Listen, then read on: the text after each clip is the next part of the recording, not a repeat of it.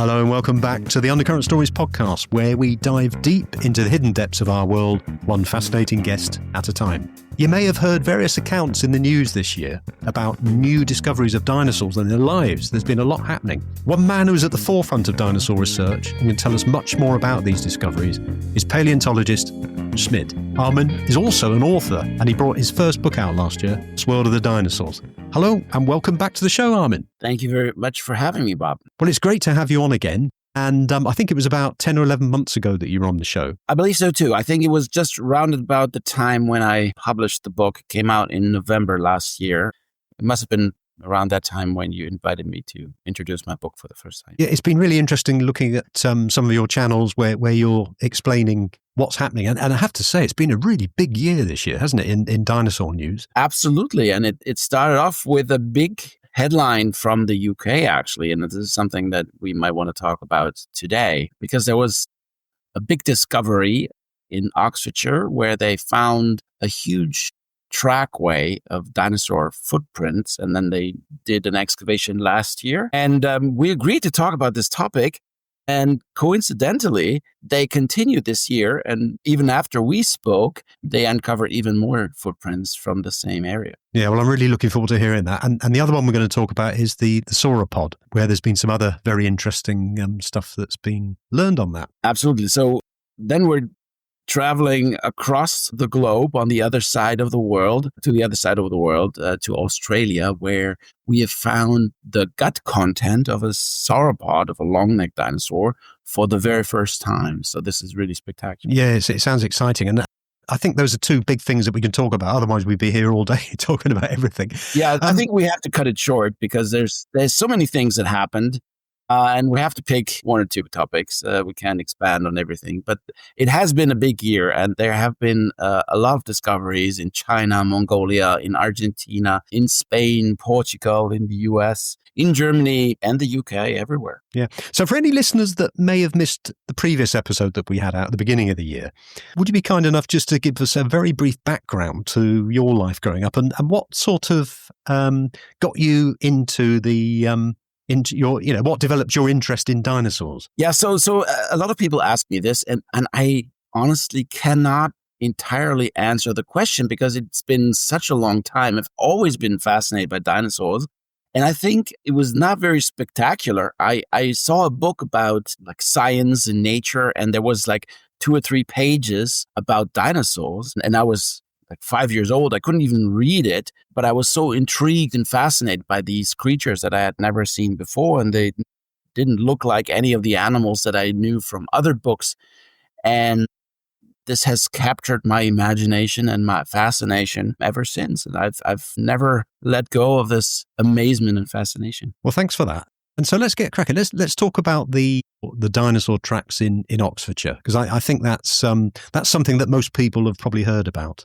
What's the significance of it? Yeah, so this is really exceptional because we find dinosaur footprints all over the world, but we hardly ever find long trackways where we can monitor the movement of one particular dinosaur over a long distance. And this particular trackway here is the longest in the UK and probably the longest in all of Europe even. There are some tracks in Germany near München, which are also very well preserved and very long, but this is like an active quarry and not all of the footprints have been excavated, and we believe that they will continue if we were to remove the overburden, but this has not been done. Contrary to the trackways in Oxfordshire, where they've been doing a massive excavation last year, and they continued during a 7-day period this year, and they have found, for example, one trail that extends 220 meters, which makes it the longest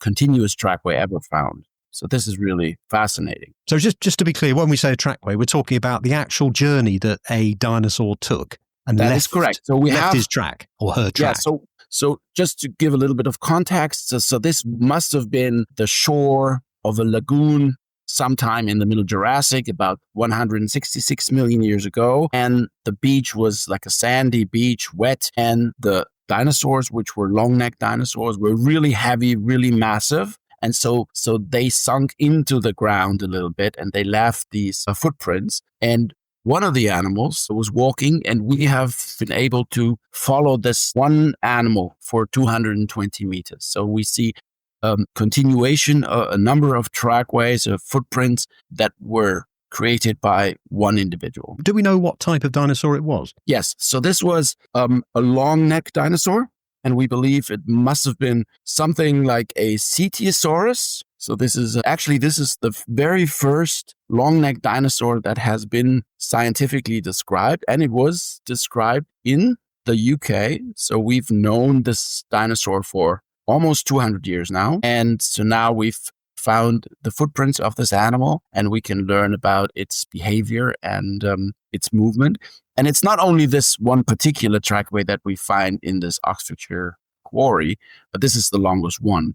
We've also found several others, and I believe there's 4 or 5 sauropod trackways, and there must be at least 2 theropod trackways. So these are tridactyl footprints of meat-eating dinosaurs that may or may have not hunted the long necks. And they can be attributed to an animal that is closely related to Megalosaurus. So, and this is also obviously a UK dinosaur, and it was the very first dinosaur that has been scientifically described. In terms of its actual journey that it took on this track, is it a straight line? Does it go in different directions? Is there any way of finding out the type of speed it was doing? Yeah, so there's about 200 footprints that are crisscrossing this plane that has been carefully removed from overburden. But the tracks themselves, they are fairly straight. So they do not go in curves or something. You must imagine that these animals were really massive and very heavy, and they probably moved quite slowly. And so they were not making any rash or hasty movements. They were just trying to get from one place to the next and waste as little energy as possible. Because and what type of... Sorry. Yeah. So they need a lot of energy, and they need a lot of food every day.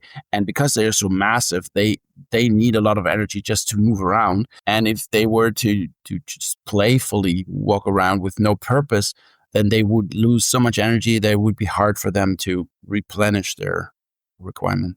Well, what type of weight would a long-necked dinosaur like that be? Is there any way of getting an estimate for it? Yeah. So it's actually quite difficult because there's a huge error bar, but we're talking about an animal that must have been 4 or 5 times as heavy as an African elephant. Wow. So we're talking about like a 20-ton, maybe even more animal. So these were really massive giants. Yeah. And this was found in Oxfordshire, and you mentioned that it was likely to, the situation, the actual area itself is likely to have been a lagoon, and obviously we got a different climate at that time in England. What type of environment would it have been then? Would it have been tropical? Would it have been a jungle? Can you just describe what it would be?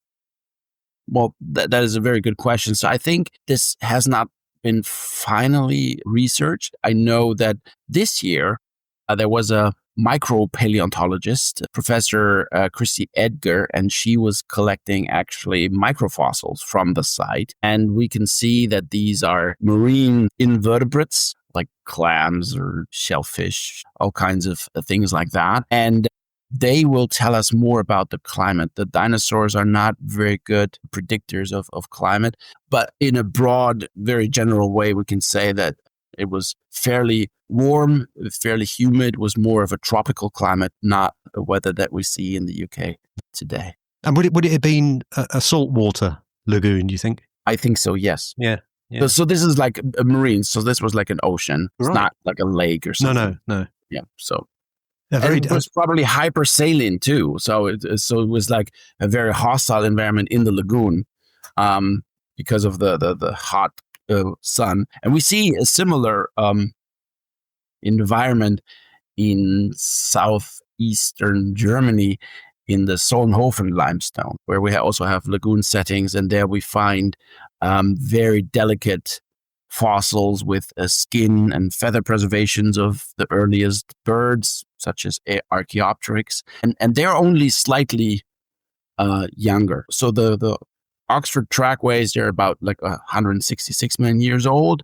as I mentioned, and the lagoon sediments from the Solnhofen limestone, they're around 50 million years old. So they're both Jurassic, but the one in Oxford is Middle Jurassic and the one in Germany is Late Jurassic. And for people that don't know an awful lot about paleontology and the study of it and excavating sites and finding these animals, what type of technology and tools would a paleontologist use to study these tracks? Yeah, so it starts very unremarkable because, first of all, you have to remove the overburden, and then you have to have heavy machineries like excavator, things like that. So the overburden being the clay or the soils? That's right. That's right. So you remove the soil with an excavator, maybe. Yeah. And then you have shovels and brushes to remove like the dirt and the gravel from the indentations, which are the footprints themselves, which is manual labor. You do it by hand and you need a lot of volunteers. And we had a lot of volunteers in this situation. There's like dozens of people who helped excavate these footprints. But what makes it interesting is when you scan the environment, then you have like this photogrammetry technology where you take hundreds and maybe even thousands of pictures, and then you run them through a computer program that creates a 3D model. And then you can actually measure like each and every footprint with precision, like with millimeter precision. You can measure like the width, the length, the depth. You can measure like the distance from one footprint to the next. You can measure the width of the track from the left to the right foot. And then you can make a lot of predictions from that. And you can actually calculate the body mass of a dinosaur from the depth of its footprint, which is really mind-boggling. Yeah. So what are the main findings from this? I mean, we hear a lot about this particular finding of the Oxfordshire trackways. What have been the main findings, and is there anything that is extremely significant in terms of sort of progressing our knowledge of dinosaurs? Well, that is a tricky question because I'd be probably insulting some of the colleagues. As I said, so there's micropaleontologists who study like the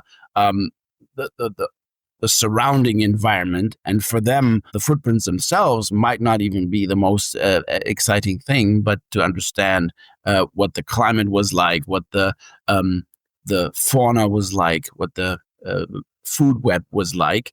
So this is an important thing. Other paleontologists, other colleagues of mine might find it interesting to see how these long-necked dinosaurs interacted with the theropods. So we can deduce some behavior from the tracks. I'm not saying that we can analyze the whole situation like a crime scene, but we can at least say, okay, so there was an interaction and there was potentially a hunting situation of a large meat-eating dinosaurs hunting very large long-necked dinosaurs. So this is something that we also can study. And then other colleagues of mine, they want to understand the speed of a dinosaur.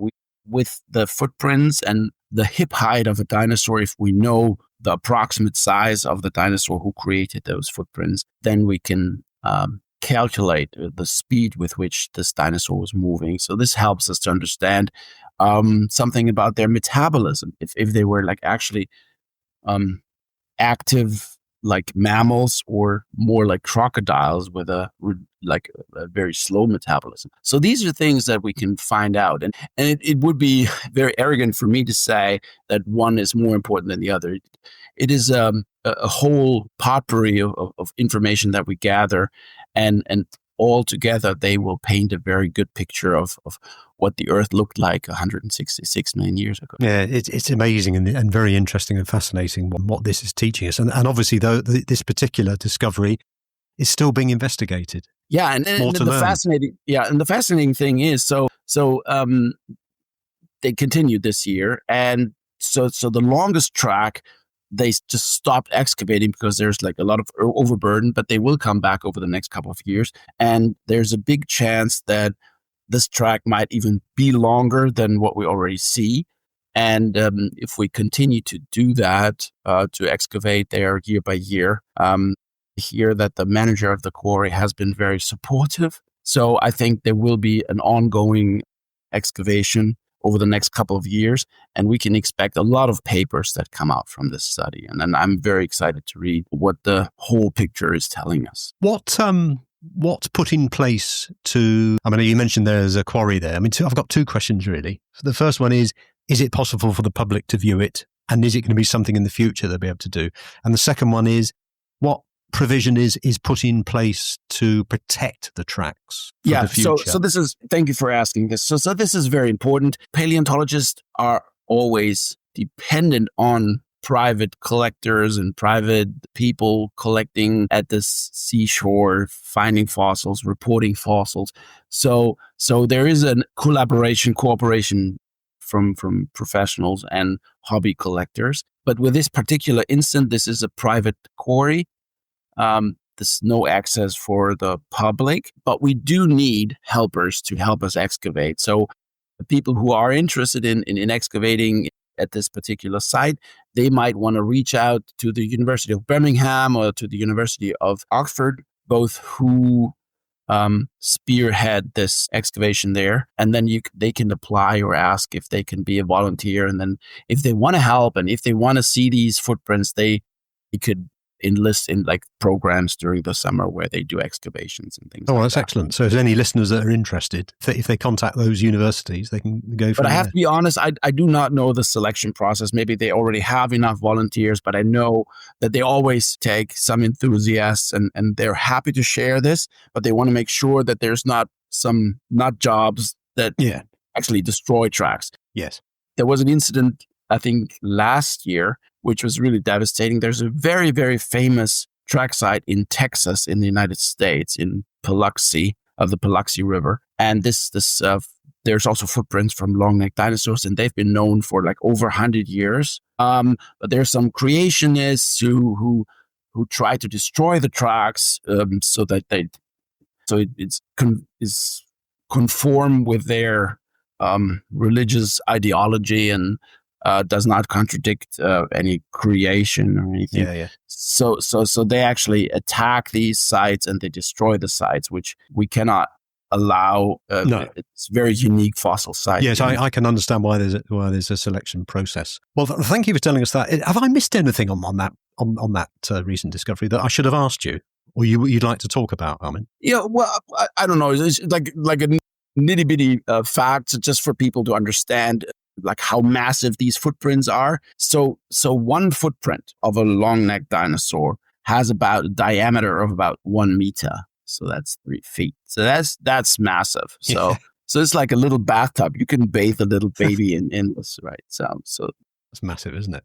But yeah, so we have to be curious, and if I ever get the chance to be reinvited, maybe in a year from now or 2 years from now, we can actually read some of the papers that are currently being produced. We don't know. Well, we know, but there has not been a lot of data published as of yet, but we can expect this to happen in the coming years. Okay, well, thanks for that.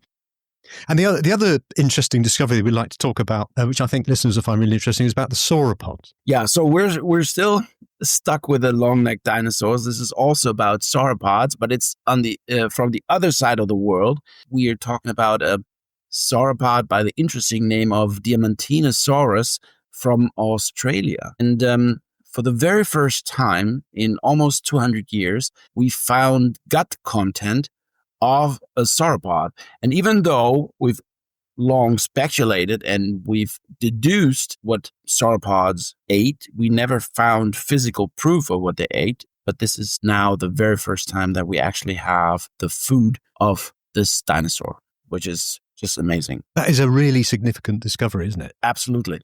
Yeah. So we know what, and everybody who's seen Jurassic Park or who's ever looked at a dinosaur book, even for children, you can see long-necked dinosaur munching on some grass or some conifers or some water plants. Some of these ideas are actually false because we didn't have grass during the time of the dinosaurs yet. But we at least know that they were herbivorous and that they were plant eaters. And now we can see that they actually were not very picky with their food. So this particular specimen had plants from high-level trees and also low-level brushes and ground plants. So it sounds like anything that was in its way, right? So its neck would go and eat it. Yes, absolutely. So we know that because of their huge size, and Diamantinosaurus was no smaller than what we spoke about, Cetiosaurus. So it's also in this 20-ton range.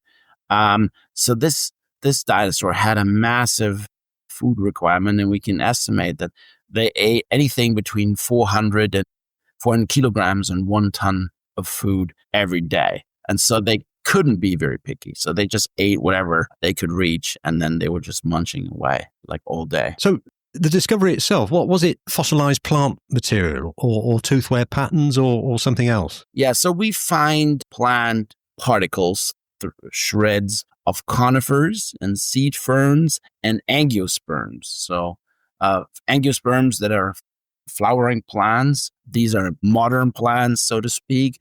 And they were actually new by the time Diamantinosaur was around. So they were not around during the Jurassic when Cetiosaurus walked along this lagoon, but this Diamantinosaurus lived in the mid-Cretaceous, in the late Albian, early Turonian age, about 101 to 94 million years ago. And so this was the very first time that we actually see these angiosperms evolve. And right away, the long neck dinosaurs started eating them. But they also still ate from these large conifer trees. And what we find is fossilized gut content, which is called collolyte. And this collolyte is preserved in a very hard concretion inside of the body cavity of the dinosaur.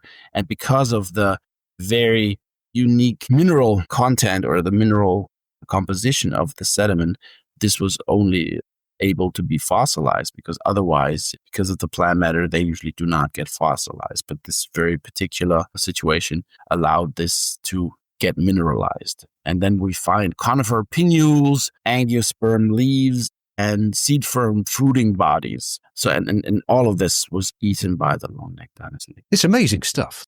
How our human understanding of it. Just to rewind a little bit in terms of, we talk about these periods that the dinosaurs lived in. The universe was formed about 13.2 billion years ago. How long ago do we know that how long ago does our understanding say that the first dinosaurs came into existence? And how long ago did they finish? So we know that the first dinosaurs appeared sometime during the mid-Triassic period, and this must have been around 230, maybe 235 million years ago. There are some finds in South America, Argentina, Brazil, that hint at an earlier evolution, but then it's always difficult to discern what is a true dinosaur or what is an ancestor of the dinosaur. Because if we look at the earliest dinosaurs and the earliest crocodiles, they look a lot alike, and they both belong to a group that's called the archosaurs. And the archosaurs, they eventually split into two groups. I'm putting this very broadly. In essence, there's like this dinosaur line, which contains all the dinosaurs and the birds, and the other one contains all the crocodiles and crocodilomorphs and crocodile-like reptiles from the Mesozoic. And so this split happened sometime after the Permian mass extinction, 252 million years ago. And there are some early dinosauromorphs that may or may not be true dinosaurs, maybe not yet dinosaurs. And we find them in Poland and in Argentina, and they might be 240 million years old, or maybe even 245 million years old. But right around that time, this is when the dinosaurs emerged, and then all the dinosaurs except modern birds went extinct 166 million years ago. So we're talking about a time span of almost 180 million years. It's a long time, isn't it? Insane. Yeah, if we look at the human evolution, the earliest Homo sapiens are maybe 300,000 years old. So this is like in order of several magnitudes longer than what we have experienced so far. And if we look at the civilized culture of humanity, we're talking about maybe 12,000 years. And so then this is like 180 million years. So this is just nuts. Is there still the speculation about the demise of the dinosaurs, or is it sort of widely accepted that it was caused by the meteor that hit the Earth? Yeah. So there was a cascade of events that was triggered by the asteroid.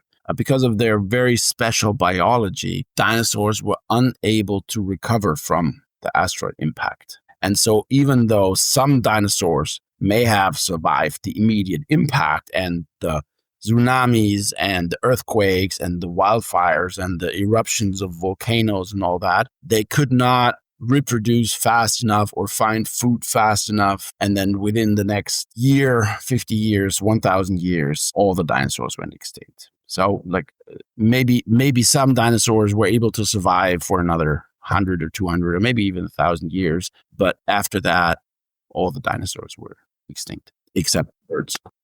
In terms of their breeding habits, does the DNA, I mean, I don't know if you take something like a Tyrannosaurus rex, for example, did they go around in groups? Did they travel a long way to select mates? Is there anything that sort of says there was any inbreeding, or were they quite diverse in terms of who they selected? Yeah, absolutely. So they were diverse because we know around 1,000 dinosaur species, and this is just the tip of the iceberg. We haven't found nearly half or like 1/10 or 1/100th of all the dinosaurs that ever existed. So there must have been tens of thousands of dinosaur species that were around. And so because of that, and because of their global presence, and because of their different ecosystems, and because of this extremely long time period where the climate and the ecology change numerous times, we see different adaptations to different environments, to different habitats. And so some of the dinosaurs were solitary, but others, they were very abundant and they appeared in groups and herds. And we can actually see some social behavior in some dinosaurs, whereas in others, we believe that they would not care for their young. But there is a lot of evidence for many species that actually cared for their young and had actually very complex social structures and had tribes or groups or herds. At least for some species, juveniles and adults would co-inhabit a certain area for some time until the juveniles were old enough to hunt and care for themselves. That's really interesting. And going back to the sauropods, are they, you sort of inferred there that they're fairly generalist in terms of what they eat? They're not particularly selective, or this particular one wasn't particularly selective. Yeah, sorry, go on.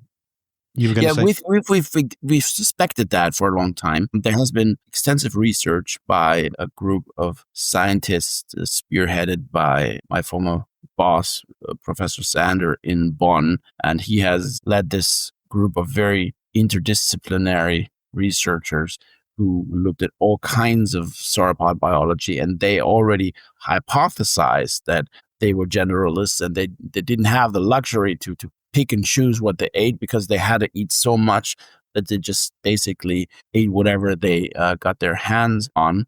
And so we can see, and this is very interesting with this particular specimen, we can see that the food that they ate were actually from trees and from ground.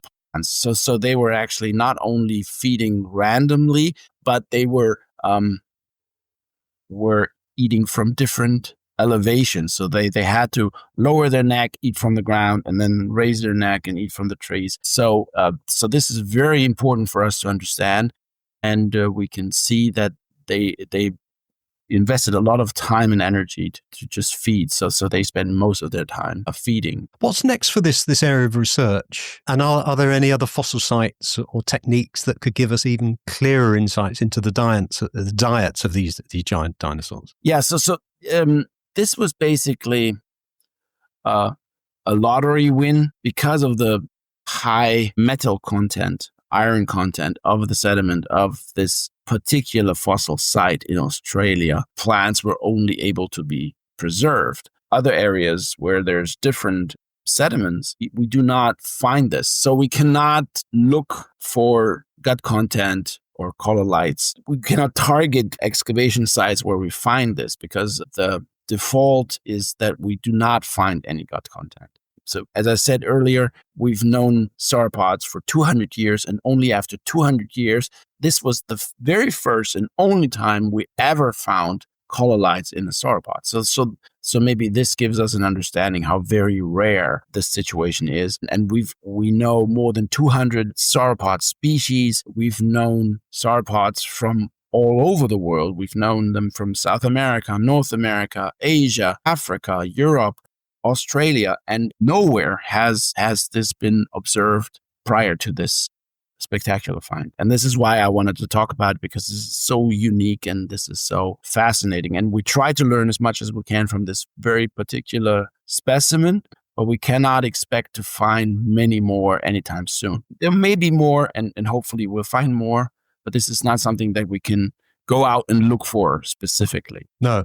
Well, it sounds like 2025 was a particularly good year for, certainly in the news with various findings, but it's a continuous process for paleontologists, isn't it? Yeah, absolutely. So I'm just amazed what we find. And some of the finds, like the gut content of this Diamantidosaurus, are things that I never expected to find ever, right? And just as a funny side note, a few weeks back, there was a meat-eating dinosaur, a megaraptor from Argentina, and it was very well preserved. And we looked at the fossil, and we couldn't believe our eyes. And this specimen still had the leg bone of a crocodilian in its mouth. So this is insane. And we don't know how it got there. It was not washed into the mouth, so this was not post-death, but this must have happened while this animal was still alive, because we can see the teeth of the megaraptor sunk into the bone of this particular crocodile. So it actually bit this crocodile, and even in death, it wouldn't let go of the leg. So this is insane, and I would have never expected to find anything like that, but we did. And who knows what we'll find in 2026 or 2027. Yeah. If people want to go and find out a bit more about dinosaurs, obviously we'll talk about your book in a second. You're based in Germany and in the UK, but first of all, in the UK, where can people go? What sort of places can people go to actually find out a bit more and see replicas of dinosaurs? So the UK is actually very strong in dinosaur research, and some of the best researchers, paleontologists in the world are from the UK.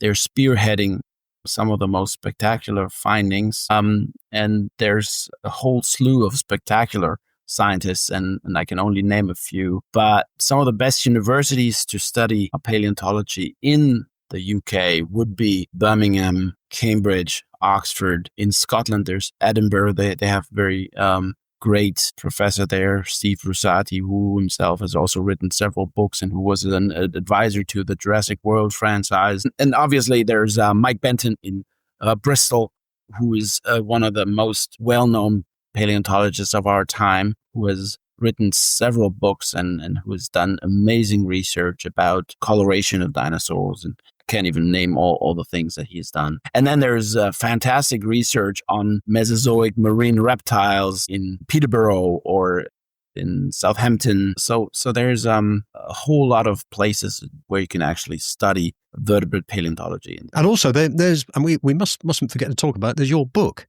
How's the book going? Yeah, so thank you for mentioning it. So I've written this book, and shamelessly I hold it here. So if we do like it's a fantastic scan, book. So this is like the book. It's The Lost World of the Dinosaurs, which came out last year. And this is a book for people who are interested in paleontology, but do not necessarily have a scientific background. So this is like a popular science book. Everybody can read it. Everybody can understand it.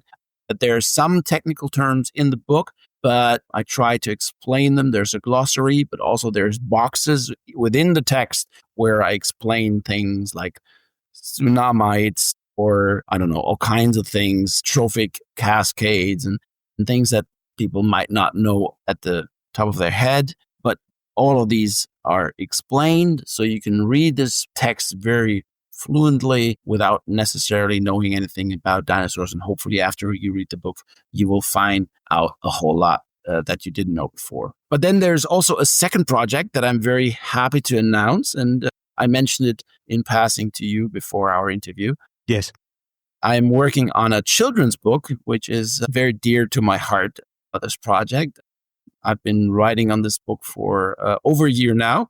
And the writing part is finished. And I collaborate with a extremely talented artist who is doing the illustration. And it's going to be a very big book for children age 8 years and older. It will have around 180 pages, and it will cover over 160 prehistoric creatures. Most of them are dinosaurs, but there's also some flying reptiles, marine reptiles, turtles, crocodiles, and it will be very detailed, and there's a lot of information, and also there's a lot of new dinosaurs. So about 1/3 of the dinosaurs that are mentioned in the book have been scientifically described only in the last 2 or 3 years. Wow. So it's right up to date then.